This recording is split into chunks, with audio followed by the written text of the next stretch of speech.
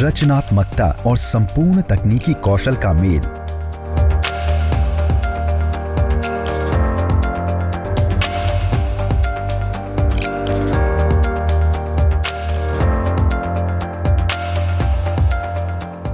प्रौद्योगिकी विकास बोर्ड विश्वास और भरोसे का पर्याय है। टीडीबी ने उत्पादन और औद्योगिक क्रांति पर जोर देने के लिए उत्पादों और सेवाओं को बाजार में लाने की दिशा में नवीन और बेजोड़ सुझावों को हकीकत बनाने में मदद की है। ये बोर्ड उन कंपनियों को ऋण, इक्विटी या अनुदान के रूप में वित्तीय सहायता देने के लिए अधिकृत है जिनके पास व्यावसायीकरण योग्य नवीन प्रौद्योगिकी समाधान है या ऐसी प्रौद्योगिकियां हैं जिन्हें विदेशों से आयात किया गया है लेकिन जो भारतीय परिस्थितियों के अनुरूप हों। ये एक बहुत ही अद्भुत संगठन है और विज्ञान तथा प्रौद्योगिकी विभाग का अंग है।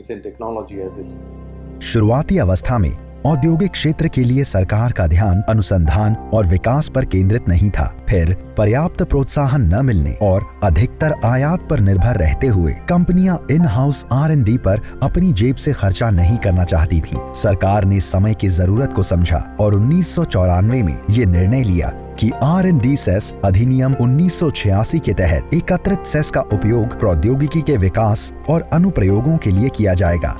साथ ही जुलाई 1996 में उद्योग अनुसंधान एवं विकास के लिए 30 करोड़ रुपए आवंटित किए गए तथा इस पर और ज्यादा बल देने और इसे क्रियान्वित करने के लिए उसी साल सितंबर में DST ने प्रौद्योगिकी विकास बोर्ड यानी टेक्नोलॉजी डेवलपमेंट बोर्ड का गठन किया। वैधानिक निकाय TDB को स्वदेशी तकनीक व विकास और व्यवसायीकरण तथा आयात की गई प्रौद्योगिकी को व्यापक अनुप्रयोग हेतु माकूल बनाने के लिए अधिकृत किया गया था।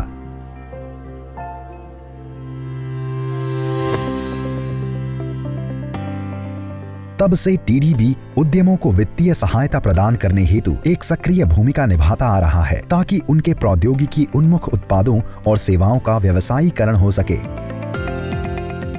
प्रौद्योगिकी विकास बोर्ड प्रथम पीढ़ी के तकनीकी उद्यमियों के सबसे पुराने प्रोत्साहक के रूप में उभरा है और अनेक महत्वपूर्ण क्षेत्रों को एक नया रूप देने वाला साबित हुआ है, जैसे कि औषधीय और जैव प्रौद्योगिकी, रसायन और उर्वरक, सूचना प्रौद्योगिकी, बिजली से गतिशीलता, चिकित्सा उपकरण, कृषि व प्रौद्योगिकी संचार, ऊर्जा तथा अपशिष्ट का उपयोग, रक्षा और एरोस्पेस, साइबर सुरक्षा, बुनियादी ढांचा तथा वस्त्र प्रौद्योगिकियां।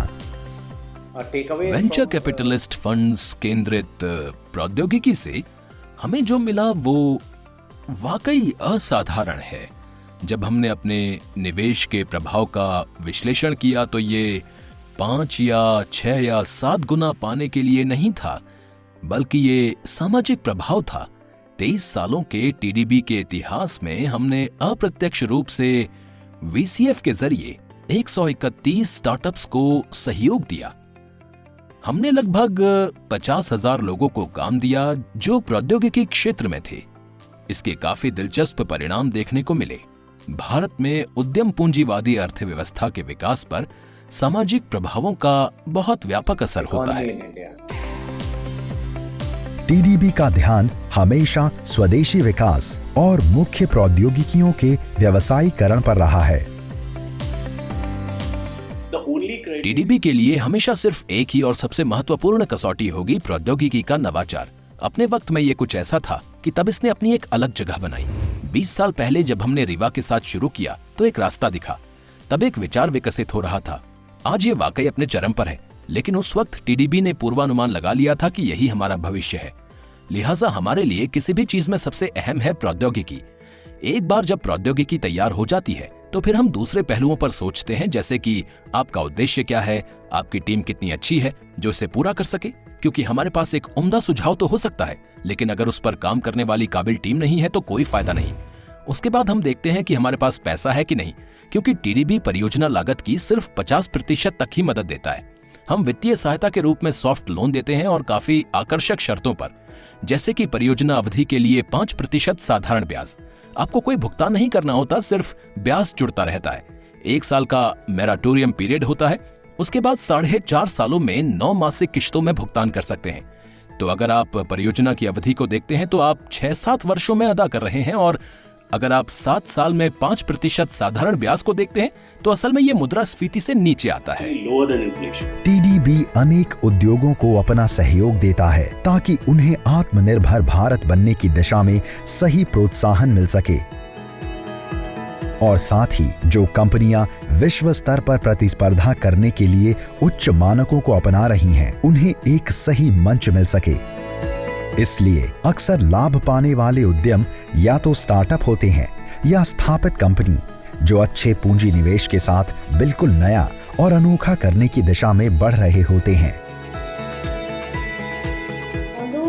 हालांकि हम पूरे साल ही प्रस्ताव लेते रहते हैं, लेकिन कई बार कुछ खास तरह के प्रस्तावों की जरूरत होती है। जैसे कि जब दिल्ली एनसीआर में फसलों के जलने के कारण देश में कृषि अपशिष्ट आपदा खड़ी हुई थी, तब हमें लगा कि हमें कृषि अपशिष्ट प्रबंधन के लिए प्रस्ताव मांगने चाहिए। इससे एक खास चीज पर ध्यान केंद्रित होता है। जब हमें कोई विशेष चीज चाहिए हो तो क्या होता है कि किसी एक विशिष्ट क्षेत्र के लिए मान लो 50 कंपनियां आवेदन करती है, तो आप एक खास प्रौद्योगिकी या एक खास हल के लिए 50 कंपनियों पर केंद्रित हो जाते हैं। इस तरह आपके पास उनमें से सबसे श्रेष्ठ चुनने का अवसर होता है।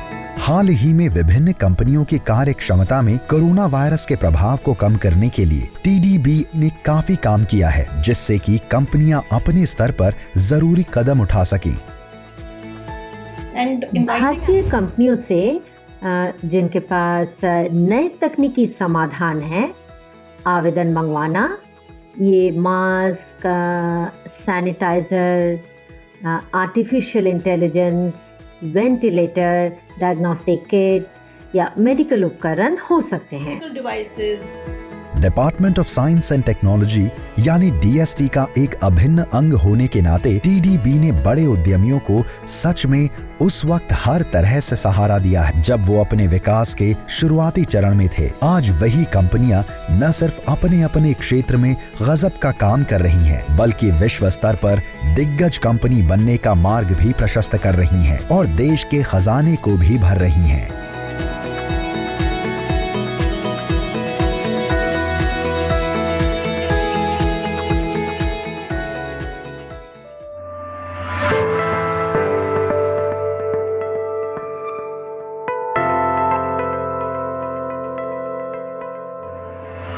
हमारी विशाल जनसंख्या को व्यापक रूप से सुधारने के लिए कई पहलुओं से देखने की जरूरत है। स्वास्थ्य देखभाल आज की सबसे बड़ी चुनौतियों में से एक है। लिहाजा डीएसटी ने आखिरी चरण तक विकास करने की ठान ली है। शायद इसीलिए टीडीबी पर ज्यादा ध्यान केंद्रित किया जाता है, जो डीएसटी का केवल ऐसा वैधानिक निकाय है जो ज्यादा जोखिम वाले व्यवसायों और मूलभूत विज्ञान को ऋण प्रदान करता है। सालों से टीडीपी का सबसे महत्वपूर्ण योगदान जैव प्रौद्योगिकी को लेकर रहा है। हमने जिन कंपनियों को वित्तीय सहयोग दिया है, उन्होंने वाकई न सिर्फ भारतीय फार्मा इकोसिस्टम में बल्कि दुनिया भर में एक बेहतरीन स्थान बनाया है। मैं इसका एक अच्छा उदाहरण दूंगा। अगर आप भारत की किसी भी बड़ी फार्मा कंपनी की बात करें, जैसे कि भारत बायोटेक, बायोकॉन, रैनबैक्सी, कैडिला, तो हमने उन्हें किसी न किसी वक्त वित्तीय सहयोग जरूर दिया है, खासकर जब वो शुरुआती अवस्था में थी। हमारे पास शांता बायोटेक नाम की एक कंपनी है जिसने हेपेटाइटिस बी टीके का विकास किया था, और इसका नतीजा ये हुआ कि इस टीके की वैश्विक कीमत $23 से घटकर $1 पर आ गई। इसका भारतीय स्वास्थ्य प्रणाली पर जबरदस्त असर पड़ा था। भारत बायोटेक एक कंपनी जो हेपेटाइटिस बी टीकाकरण का पर्याय है। इस बायो फार्मा दिग्गज कंपनी ने दुनिया भर में 300 करोड़ से ज्यादा वैक्सीन की खुराकें पहुंचाई हैं, 160 वैश्विक पेटेंट और 700 से अधिक कर्मचारियों के साथ भारत बायोटेक अब बायोटेक क्षेत्र में सबसे आगे है। शायद ही किसी को मालूम हो कि सिर्फ 12.5 करोड़ के साथ इसके बुनियादी ढांचे की शुरुआत की गई थी, जिसमें इक्विटी फंडिंग, टीडीबी और आईडीबीआई बैंक साथ थे। पूरा भरोसा किया गया था और सफलता मिली। आज भारत के ड्रग कंट्रोलर जनरल से कोरोना वायरस वैक्सीन के मानव परीक्षण के लिए अनुमति प्राप्त करने वाली ये पहली कंपनी है। हमारे प्रौद्योगिकी विकास बोर्ड के साथ काफी लंबे और सफल संबंध रहे हैं। हमारे संबंध 2 दशक से भी ज्यादा पुराने हैं, जब हेपेटाइटिस बी टीके के लिए भारत बायोटेक को वित्तीय सहयोग दिया गया था। इस धन का उपयोग हेपेटाइटिस बी टीके के विकास और व्यावसायीकरण के लिए किया गया था। ये परियोजना एक महान सफलता थी और ये संबंध केवल एक उत्पाद यानी हेपेटाइटिस बी टीके के लिए ही नहीं है, बल्कि इससे भारत बायोटेक को विश्व की प्रमुख वैक्सीन कंपनी के तौर पर स्थापित करने में भी मदद मिली है। इसी के साथ हम उनके मार्गदर्शन और सहयोग के लिए प्रौद्योगिकी विकास बोर्ड का शुक्रिया अदा करते हैं। टेक्नोलॉजी डेवलपमेंट बोर्ड प्राथमिक सुझावों तथा कंपनियों की पहचान करता है और शुरुआत के लिए उन्हें धन उपलब्ध कराता है। बायोकॉन इंडिया लिमिटेड एक अन्य दिग्गज बायोफार्मास्यूटिकल कंपनी जिसके पास विशाल मात्रा में 1120 पेटेंट और 860 ट्रेडमार्क हैं। बायोकॉन के पास बायोसिमिलर और नोवेल बायोलॉजिक्स की एक समृद्ध पाइपलाइन है जो विकास के अलग अलग चरणों में है। वर्ष 2002 में प्रौद्योगिकी विकास बोर्ड ने बायोकॉन को माइक्रोफेनोलेट मॉफेटिल का विकास करने के लिए प्ले फैक्टर प्रौद्योगिकी द्वारा अपना सहयोग दिया था, जो कि बहुत ही आकर्षक उपचार विकल्प था और जिसे छोटी आंत में तेजी से जज्ब हो जाने के कारण सैकड़ों ड्रग्स में शामिल किया गया। मुझे 4 दशकों से भी ज्यादा समय से टीडीबी के साथ जुड़ने और कार्य करने का शानदार मौका मिला। टीडीबी के साथ मेरा अनुभव बहुत ही अच्छा रहा और मैं आपको बताना चाहूंगी कि टीडीबी ने हमारे देश में अनेक तरह की प्रौद्योगिकियों का विकास किया है। मुझे इंतजार है और बहुत सी बेशकीमती उपलब्धियों का जो टीडीबी आने वाले सालों में हासिल करेगा और उनका शानदार जश्न मनाएगा। बायोलॉजिकल ई लिमिटेड एक अन्य प्रमुख बायोफार्मा कंपनी है जिसे H1B संयोजन टीके के प्राथमिक सुझाव के लिए सहयोग दिया गया है। ये संयोजन टीका शिशुओं और बच्चों को H1B रोग, टेटनस, डिप्थीरिया, काली खांसी और पोलियो से बचाव के लिए लगाया जाता है। प्रौद्योगिकी विकास बोर्ड ने ये समझ लिया था कि इस टीके का स्वदेशीकरण होना बहुत आवश्यक है ताकि ये बहुत जल्द आम जनता के लिए सस्ते में उपलब्ध हो सके। इसलिए इस टीके को विकसित करने के लिए सहयोग दिया गया। टीडीबी के ऋण से हम क्लिनिक के जरिए टीका विकसित करने में सक्षम हो सके और साथ ही सामग्री निर्माण सुविधा के फेज 3 को सहयोग देने के लिए भी व्यवस्था कर सके और इसी व्यवस्था से टीके की व्यावसायिक आपूर्ति में भी सहायता मिलेगी। उन्होंने हमारी व्यवस्था का दौरा किया, हमारे तमाम विकासात्मक प्रोटोकॉल तथा प्रौद्योगिकी के चरण और जो व्यवस्था बनाई जा रही थी उसकी स्थिति की समीक्षा की। टीडीबी के साथ हमारी ये बहुत अच्छी बातचीत रही। हम सभी परियोजना प्रबंधकों, प्रबंधन से जुड़े लोगों और हमारे अध्ययन, प्रोटोकॉल, योजनाओं तथा प्रस्तावों की समीक्षा करने वाली समिति को धन्यवाद देना चाहते हैं।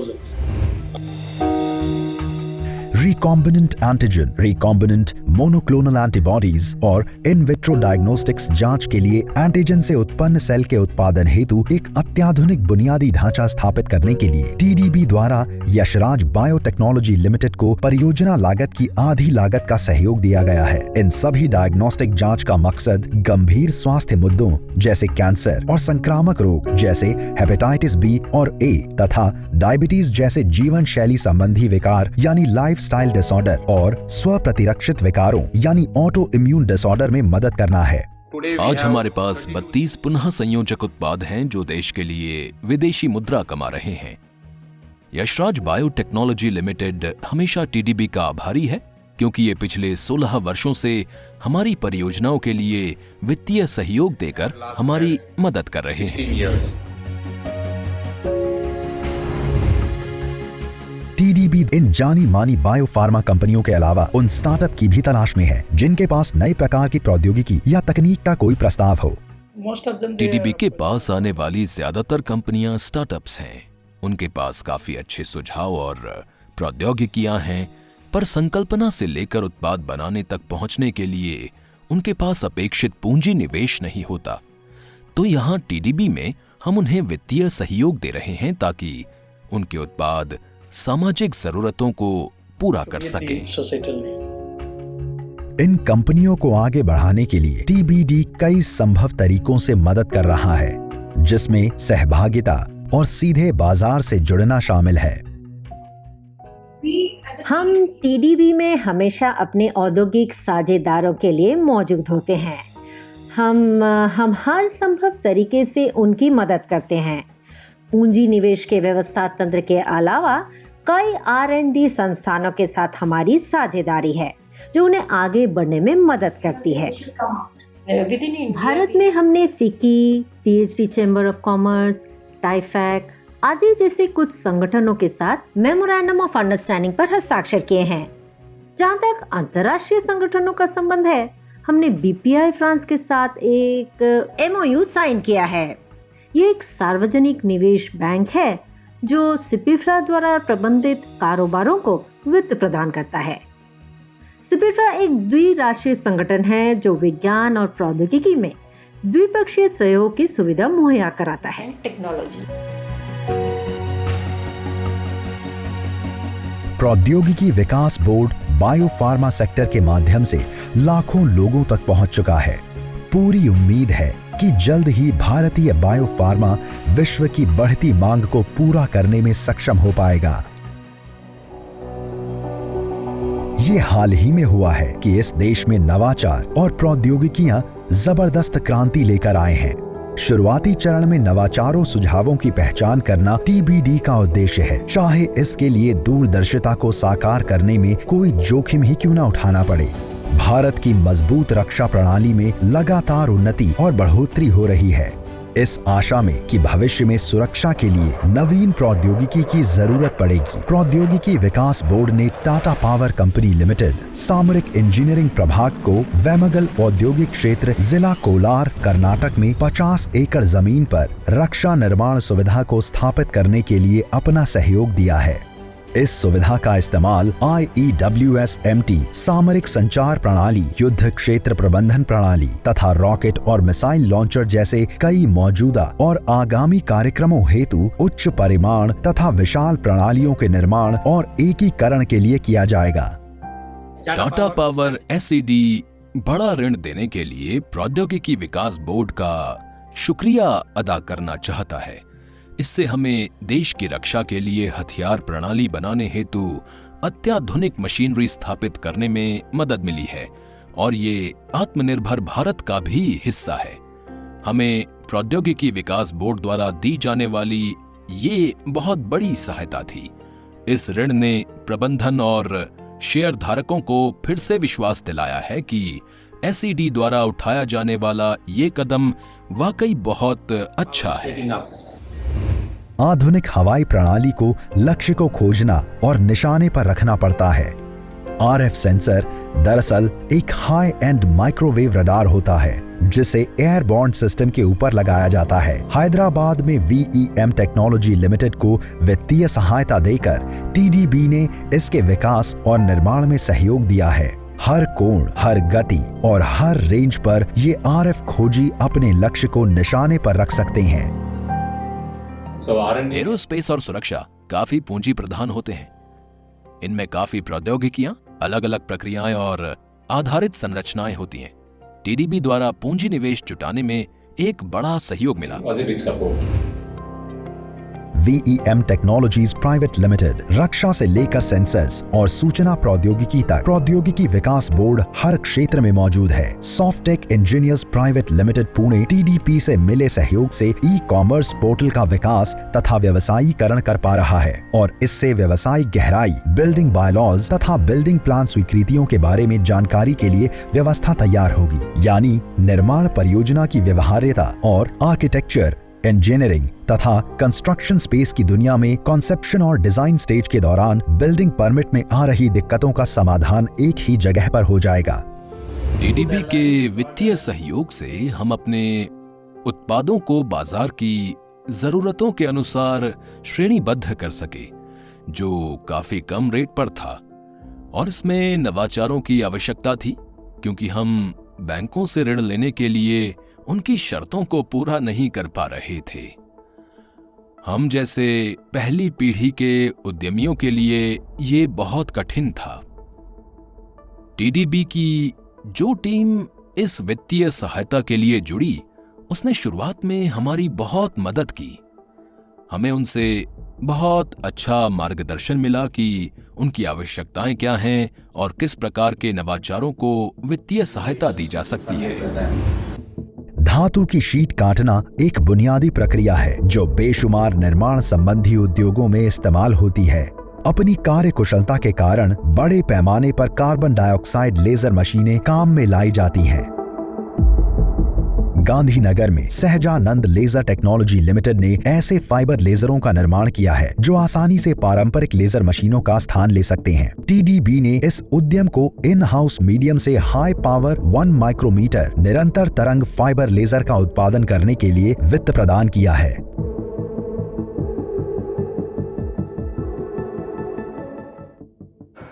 भारत में पहली बार इन हाउस फाइबर लेजर निर्मित किया गया है।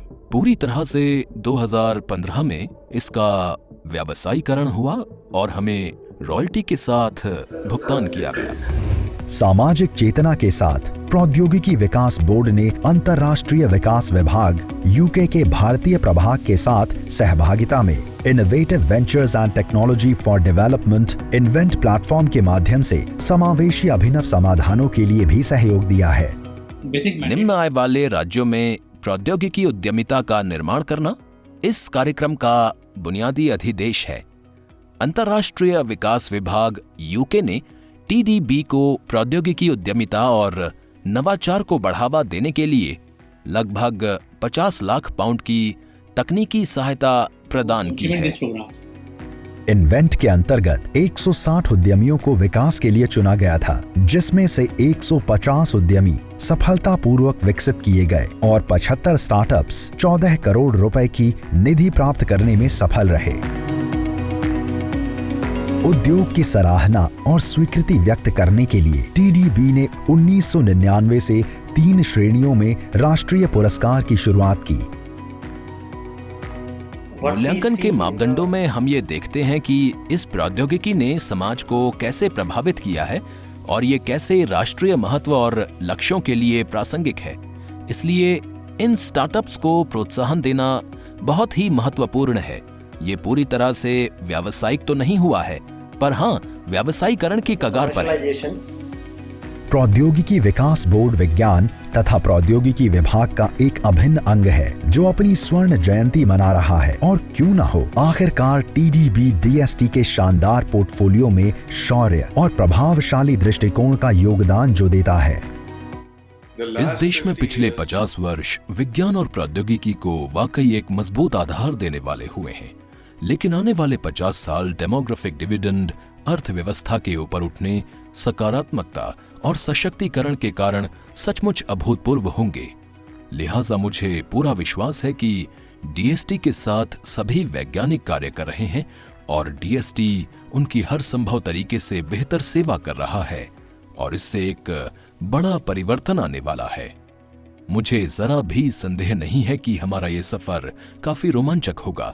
इससे हमारे समाज और देश का सशक्तिकरण होगा। आइए इस सपने को सब मिलकर पूरा करते हैं। प्रौद्योगिकी विकास बोर्ड बेशुमार अवसरों की संभावना के साथ अपने सपने को साकार करने के लिए देश की प्रत्येक मौलिक इकाई में जीवन का संचार कर रहा है और शायद स्वदेशी उत्पादों को व्यवसायीकरण और निर्यात के क्षेत्र में एक कदम और आगे बढ़ा रहा है। चाहे जोखिम उठाना हो या चुनौतियों को जीतना, प्रौद्योगिकी विकास बोर्ड नवीनतम प्रौद्योगिकियों के साथ तालमेल बैठाता है और उनका पोषण करता है ताकि एक समृद्ध और शानदार परिणाम सामने आए।